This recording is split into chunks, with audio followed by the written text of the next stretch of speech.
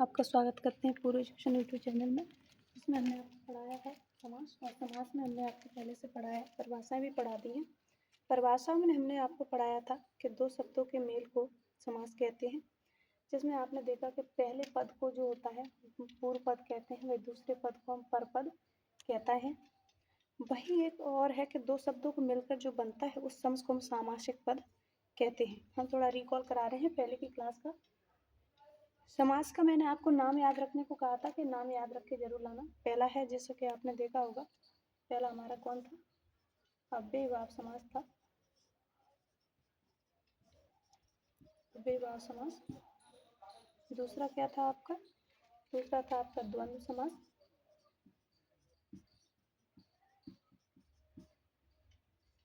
तीसरा था आपका बहुब्रीहि समास। बहुब्रीहि समास। चौथा था आपका तत्पुरुष समास। तत्पुरुष समास।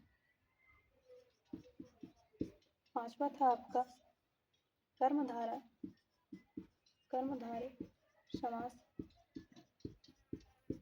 और छठवा था आपका कौन सा? द्विगु समास। ये आपके समास के नाम हो गए। अब इनको पहचानने का एक तरीका भी होता है। जैसा कि मैंने आपको बताया कि दो शब्दों के मेल को सामासिक कहते हैं, तो उन दो शब्द जो होते हैं उनको भी अलग अलग नाम से जाना जाता है, जो कि परिभाषा में बताया था कि पहला पद पूर्व पद और दूसरा होता है परपद। अब उस पहले पद में प्रधान और गौण का मतलब क्या होता है? प्रधान और गौण का मतलब समझ लीजिए। प्रधान का मतलब होता है मुख्य, जिस पर हम ज़्यादा जोर देंगे, जिसको ज़्यादा महत्वपूर्ण बताएं कि भाई इसको पूरा वाक्य इस पर निर्भर करता है, तो प्रधान हो जाता है। वही गौण कौन सा होता है? जो कि उससे थोड़ा कम हो, मायने तो वो भी रखता है लेकिन उससे कम हो, उस पर ज़्यादा ध्यान ना देते हैं, तो उसको हम गौण कहते हैं। तो समास को पहचानने के भी तरीके हैं। तो आपने नाम याद किए होंगे, पहले की क्लास देखी हुई तो। अब इसमें देखिए, हम बताते हैं। पहला आपको वहीं डालना है समास का नियम, दूसरा डालना है पूर्व पद, तीसरा डालना है परपद और चौथा डालना है पहचान। इसमें हम समास के नाम लिखेंगे। फिर पूर्व पद में कौन सा पद है इसका, इस समास में जो पद आएगा वो पहला पद कौन सा होगा, दूसरा पद कौन सा होगा, इसके बारे में पढ़ेंगे। और तीसरा आएगा इसमें हम किसके बारे में पढ़ेंगे, उसकी पहचान के बारे में, किसकी पहचान क्या है।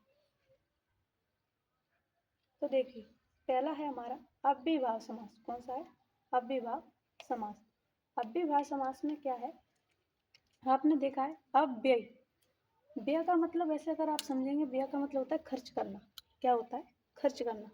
अगर आपने थोड़ा मैथ पढ़ा होगा या वो पढ़ा या समझा होगा, तो व्यय का मतलब क्या होता है? खर्च करना। अब जिसमें अगर आ लग जाती है तो भाई वो एक दूसरे का उल्टा यानी विलोम बन जाता है, अव्यय। तो ये क्या है? अव्ययीभाव समास। यानी जो खर्च ही ना हो, जो शब्द बदले ही ना, वो क्या होगा? आपका अव्ययीभाव समास होगा। तो इस अव्ययीभाव समास में दो पद होते हैं, पहला पूर्व पद, दूसरा परपद। पूर्व पद को क्या कहते हैं हम? प्रधान। परपद को गौण। पूर्व पद को कौन सा कहेंगे? प्रधान। और परपद को गौण। अब इसमें पहचान क्या है? आवकारी अव्यय लिंग वचन और कारक से नहीं बदलते हैं।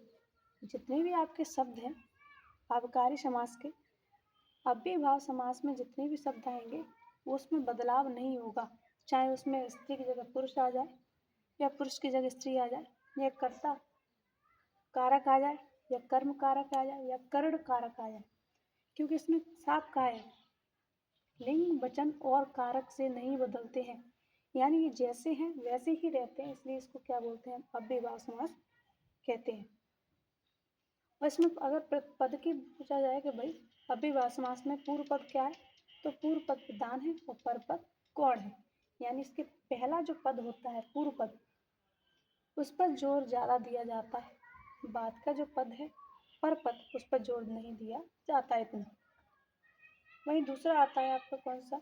तत्पुरुष समास। कौन सा आता है? तत्पुरुष समास। देखिए, कोई व्यक्ति है, अगर वो मान लीजिए एक अच्छा व्यक्ति है, तो प्रत्येक कार्य करता है, यानी कारक आएंगे उसमें। याद रखने की वाली चीज है तत्पुरुष। तत्पुरुष तत्पर काम करता है। तत्पुरुष यानी अगर कोई भी काम करेगा तो उसमें कारक तो आएंगे, क्योंकि कारक में ही सारे कार्य आते हैं आपके। जब हमने आपको कारक पढ़ाया था कर्ता ने कर्म को कर्त से, संप्रदान के लिए अपादान से, इस तरीके के जो पूरे कारक थे हमें समुदित काकी के, वही आपका। तो तत्पुरुष समास में जितने भी कारक हैं उसके बारे में हम पढ़ेंगे, लेकिन इसमें क्या है, पहला पद क्या है आपका, गौड़ है, यानी इसके पहले पद पर जोर नहीं दिया जाता है, दूसरे पद पर जोर दिया जाता है। दूसरा पद इसके बारे में मुख्य भूमिका बताता है। तो पहला पद क्या है, गौड़। दूसरा पद क्या है, प्रधान। विग्रह में कारक का होना, अगर इस समास को हम अलग अलग करेंगे, इसका विग्रह करेंगे, विग्रह यानी अलग अलग करना। अगर विग्रह में कारक का होना यानी विग्रह करने पर अगर हमें इसे कारक दिखते हैं तो हम समझ जाएंगे कि इसमें कौन सा समास है, आपका तत्पुरुष समास है। जैसे आप देखेंगे रसोई घर,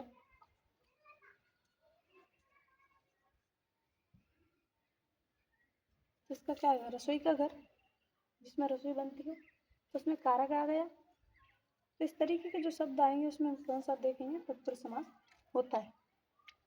वही तीसरा आता है आपका द्वंद्व समास। द्वंद्व समास तीसरा कौन सा है, द्वंद्व समास। देखिए द्वंद्व का मतलब क्या होता है, वैसे इसमें दोनों ही पद प्रधान होते हैं। क्या होते हैं, दोनों ही पद प्रधान होते हैं, यानी अगर आप समझेंगे तो इसमें दोनों ही पद प्रधान होते हैं। द्वंद्व का मतलब होता है झगड़ा। क्या होता है, एक तरीके से झगड़ा। दोनों व्यक्ति ही बराबर मात्रा में होते हैं और झगड़ा उन्हीं में होता है जो बराबर बात रखते हैं। अगर एक व्यक्ति शांत हो जाएगा तो झगड़ा होगा ही नहीं। तो दोनों व्यक्ति को बात रखनी पड़ती है, यानी दोनों ही पद इसमें क्या रहेंगे, प्रधान रहेंगे। तभी तो कहते हैं द्वंद्व। द्वंद्व यानी युद्ध, युद्ध यानी झगड़ा, एक ही बात है। तो द्वंद्व यानी समास, प्रथम प्रथम पद भी प्रधान है और दूसरा पद भी प्रधान है, तो इसको कहते हैं द्वंद्व समास। अब इसमें द्वंद्व समास की पहचान क्या है, योजक चिन्ह अथवा आता है। इसमें क्या आता है, योजक चिन्ह। योजक चिन्ह आप जानते हैं, दो शब्दों को जो जोड़ता है उसको हम क्या कहते हैं, योजक चिन्ह। ये वाला चिन्ह दो शब्दों को जोड़ता है, दोनों के बीच में लगता है, और उन्हीं शब्दों के बीच में लगता है जो दोनों बराबर मात्रा में अपना मायने रखते हैं या दोनों की महत्वपूर्ण भूमिका होती है। या फिर अथवा, कोमा अथवा, अथवा उसी के में आती है, या तो आप इसको चुन लो या फिर इसको चुन लो। आपने देखे होंगे परीक्षाओं में प्रश्न आते हैं अथवा में, 10वीं 12वीं क्लास में, तो बोलते हैं भाई इस प्रश्न को करो अथवा इसको करो, यानी दोनों ही महत्वपूर्ण हैं और दोनों का मतलब एक है। आप जिसे चाहो उसे कर सकते हो, तो उसमें लगता है अथवा। तो द्वंद्व समास का मतलब यह है कि दोनों पद प्रधान है, दोनों महत्वपूर्ण है। तो पहचानने का तरीका क्या है कि योजक चिन्ह रहेगा और अथवा भी आ सकता है, तो इसको हम कहेंगे द्वंद्व समास। चौथा आता है आपका बहुब्रीहि समास। बहुब्रीहि समास, बहुब्रीहि समास, इसमें दोनों ही पद गौण होते हैं। दोनों ही पद क्या होते हैं, गौण, यानी दोनों ही पद ज्यादा मायने नहीं रखते हैं। ये अलग अलग हटकर अर्थ निकलेगा। इसमें क्या हुआ, दोनों जैसा लिखा रहेगा शब्द में वो अर्थ ना निकल कर अन्य अलग ही अर्थ निकलेगा, इसलिए इसको कहते हैं भाई इसमें दोनों ही पद क्या होते हैं, गौण होते हैं। तो इसमें दोनों ही पद क्या रहेंगे आपके, गौण होते हैं, यानी दोनों ही मायने नहीं रखते हैं। इसी को हम क्या कहेंगे, बहुब्रीहि समास। इसकी पहचान क्या है, एक अलग हटकर अर्थ देगा, एक अलग हटकर अर्थ देगा इसमें। उसमें जो अर्थ देगा जैसे कि अथा, मैं, वह, यानी अलग ही देता है। जो, ये वाला, इस तरीके के जो शब्द होते हैं, जैसे आपने देखा होगा एक शब्द होता है गजानन।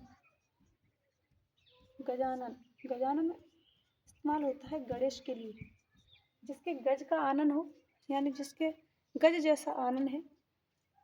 क्या है? गज जैसा आनन है। आनन यानी मुख। गज यानी हाथी, और हाथी के जैसा जिसके पास मुख है उसको हम कहते हैं गजानन। तो उसके लिए इस्तेमाल होता है। अब देखिए इसमें शब्द में गजानन कुछ अर्थ अलग ही हटकर दे रहा है, यानी गणेश। गणेश कहीं भी शब्द में आपको नहीं मिल रहा होगा। गजानन यानी गणेश, जिसके गज जैसा आनन हो। तो इस तरीके से दोनों ही शब्द क्या रहेगा, आप इसमें गोड़ हो जाते हैं। ये दोनों से अलग हटकर अर्थ देता है। इसी को हम क्या कहते हैं? बहुब्रीहि समास कहते हैं। पांचवा है आपका कर्मधारय समास। कर्मधारय समास। कर्मधारय समास में क्या है? देखिए इसमें ना तो गौण की बात होती है और ना ही प्रधान की बात होती है। इसमें होती है किसकी? विशेषण संख्या। विशेषण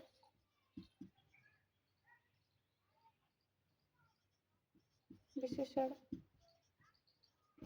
संख्या।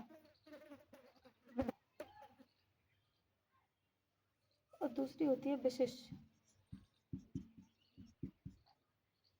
दूसरी किसकी बात होगी? विशिष्ट। पहला है विशेषण संख्या और दूसरी है विशिष्ट। आपने देखा होगा विशेषण हमने समझाया कि कोई ऐसा शब्द जो किसी की विशेषता बतलाता है उसको हम क्या कहेंगे? विशेषण कहते हैं। वहीं विशिष्ट क्या होता है? विशिष्ट में और विशेषण में इतना फर्क है, जिसकी हम विशेषता बतला रहे हैं, जिसकी भी हम विशेषता बतला रहे हैं तो उसको हम कहेंगे विशिष्ट, और जो भी विशेषता बता रहे हैं उसको हम कहेंगे विशेषण।